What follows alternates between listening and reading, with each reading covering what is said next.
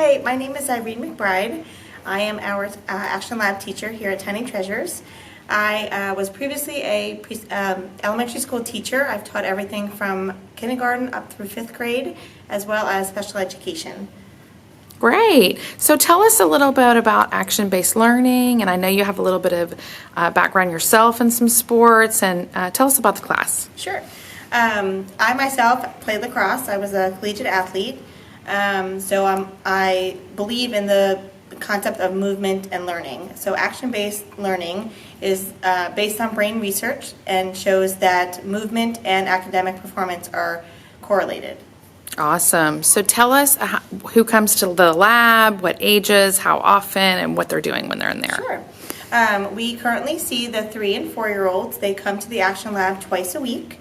They rotate through 3 stations with multiple activities at each station. We also see the younger classes. They come for a gross motor lab 1 time a week.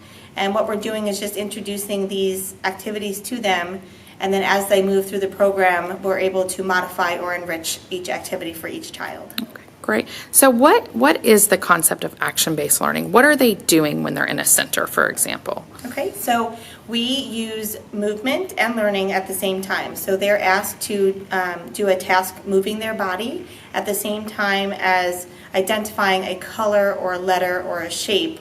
We use the guideline of what the teachers are doing in the classroom to support their learning in there, to add movement in the action-based lab so that they're doing both activities at the same time. Awesome. So what are some of the results you've seen? What are some of the things that we've learned as we've gone along in this program? Sure. The kids love coming to the action-based lab. It's a program that we have here that not many preschools have. And so it's really great. When they come in, they're asked to do a task. For example, one station might have mats where they have to go over hurdles and under hurdles and identify some letters or objects as they go along, or do some bear crawling or dog crawling, things that are getting their body movement, but at the same time they're having to work with some academic component.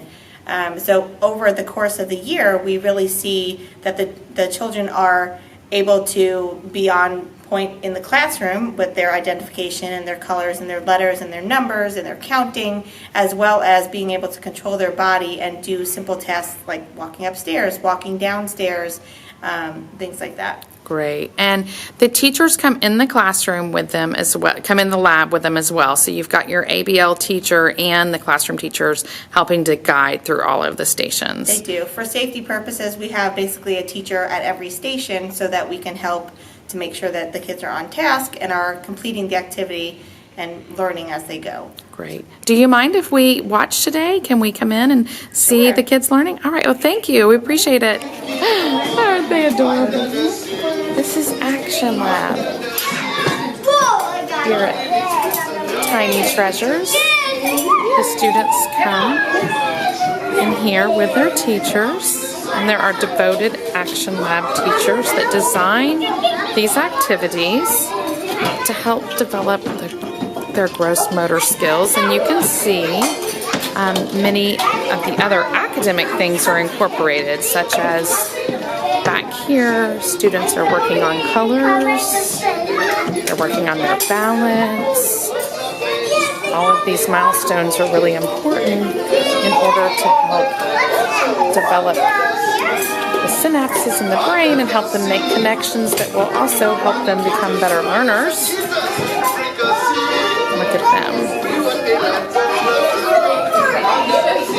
They're working on left and right here. They're working on colors in front of, behind, over here. This is a gross motor activity that also works on their letters.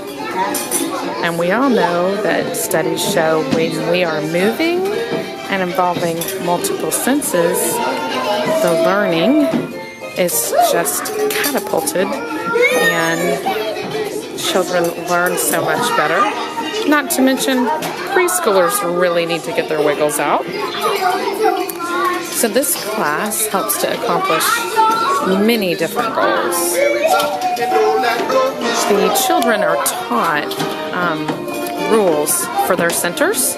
They're taught what each center is and how to rotate. And so you'll see The children are working very independently with moving from one center to the next because it's something that they've been taught as a class. You've got 4 different teachers in here working with them. And so it's quite remarkable to see what all they do. It also helps to prepare them for when they go to kindergarten. They'll have centers in the classroom that they'll rotate through. These children are used to that and have been taught proper center behaviors and rotational skills.